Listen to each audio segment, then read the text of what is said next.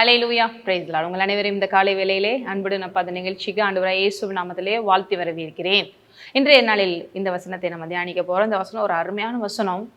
ஏனென்றால் தேவன் நம்மளை முன்குறித்திருக்கிறார், அழைத்திருக்கிறார், அபிஷேகம் பண்ணியிருக்கிறார், நம்ம நீதிமான்மாக்கியிருக்கிறார், மகிமைப்படுத்தியும் இருக்கிறார் இல்லையா? அதே போல இந்த வார்த்தைகளும் நமக்கு இன்னும் அதிகமான அவருடைய அன்பை நமக்கு, அவருடைய அபிஷேகம் ஊற்றப்பட்டிருக்குங்கிறதையும், ஒரு நாள் நம்மளை கைவிடவே மாட்டாருங்கிறதையும், அதற்கு ஆவியானவரே ஒரு அனங்கூரமா இருக்கிறாருங்கிறதையும் இது காட்டுகிறது. படிக்கலாம்.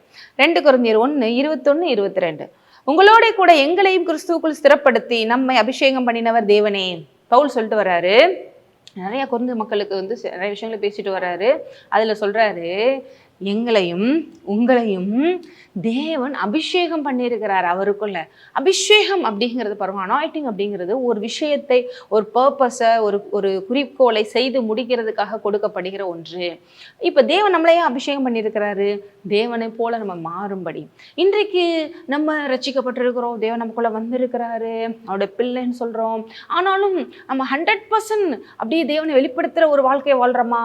நம்மளுடைய லைஃப் ஸ்டைல் அப்படி இருக்கா? நம்மளுடைய லைஃப்ல நடக்கிற ஒவ்வொரு விஷயமும் அப்படி இருக்கா? நம்ம அப்படி பார்க்குற விதம், பேசுகிற விதம், ஹேண்டில் பண்ணுற விதம் அப்படி இயேசுவ மாதிரி இருக்கா? அற்புதங்கள் அதிசயங்கள் புரண்டு ஓடுதா? அப்படி 100% அப்படி இருக்கிறோமா அப்படின்னா இல்லை. ஆனால் அதற்கான விதையை தேவன் போட்டு விட்டார். அதற்காக ஒரு நங்கூரமாக ஆவியானவர் உள்ள வச்சுட்டாரு. அந்த ப்ராசஸ் நடந்து கொண்டே தான் இருக்கிறது. அது நடந்து முடிகிற வரைக்கும் நம்மளை கைவிடுறதே இல்லை.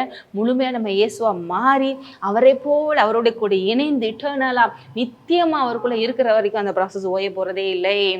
அதுதான் இங்க சொல்லியிருக்காரு. அவர் நம்மை முத்தரித்து 22ல நம்முடைய இருதயங்களில் ஆவி என்னும் அச்சாரத்தையும் கொடுத்திருக்கிறாரு. பரிசுத்த ஆவியானவர் ஒரு அச்சாரமாக, நங்கூரமாக நமக்கு இருந்து அவருடைய அன்பை அப்படியே நம்ம இருதயத்துல ஊற்றி நம்மளை என்ன பண்ணியிருக்காரா? முத்தரித்து இருக்கிறார், ஸ்டாம்ப் பண்ணியிருக்கிறாரு. இந்த ஒரு சீல் அப்படின்னு சொல்லுவோம். ஒரு சீலை பார்க்குறோம். இப்போ ஒரு கவர்மெண்ட் சீல் ஒரு மேலே இருக்குன்னா இது கவர்மெண்ட்டுக்குரியது என்று அர்த்தம். இல்லை ஒரு ப்ரைவேட் கம்பெனியோட ஒரு சீல் ஒன்று இருக்குன்னா அது அதுக்குரியது என்று அர்த்தம். இப்படி எல்லாத்துலேயுமே அந்த சீல் போடப்பட்டிருக்கனாலே அது அந்த விஷயத்துக்குரியது என்று. இன்றைக்கு தேவன் ஆவியானவர் மூலமாக அவருடைய அன்புங்கிற ஒரு சீலை நமக்கு மேலே என்ன பண்ணியிருக்காராம்? போட்டிருக்காரு.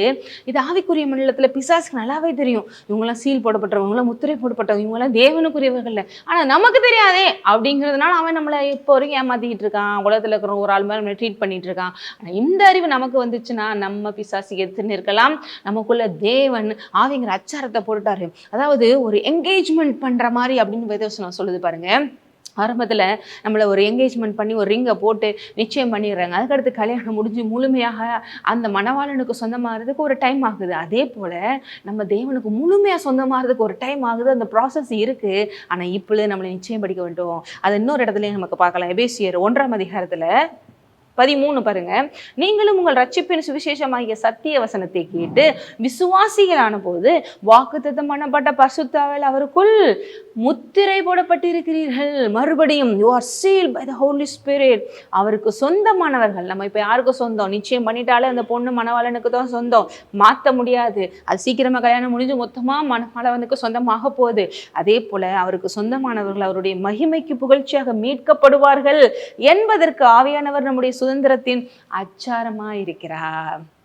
அந்த ஒரு பெரிய அச்சாரத்தை நமக்குள்ள வச்சிருக்காரு. நினைச்சோன்னே பிசாசு எடுத்துட்டு போயிடவும் முடியாது, மாத்திரவும் முடியாது. நங்கூரமாக அவர் இருந்து கரை சேர்ப்பார்.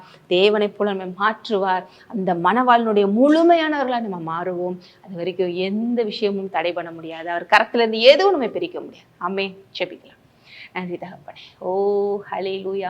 எங்களை இவ்வளவா நேசிக்கிறதுக்கு நாங்கள் எம்மாத்திரம் தகப்பனே. ஓ எல்லாவற்றுக்கும் ஆண்டவரே நன்றி செலுத்திக்கிறோம். இவ்வளோ ஒரு பெரிய நம்பிக்கை இந்த வார்த்தை மூலம் கொடுத்திருக்கிறீரே. நாங்கள் சோர்ந்து போவதில்லை. நன்றி தகப்பனே. இயேசு நாமத்திலே இருக்கிற ஒருவரையும் ஆசீர்வதிக்கிறேன். ஆமென். நீங்கள் ஆசீர்வதிக்கப்பட்டவர்.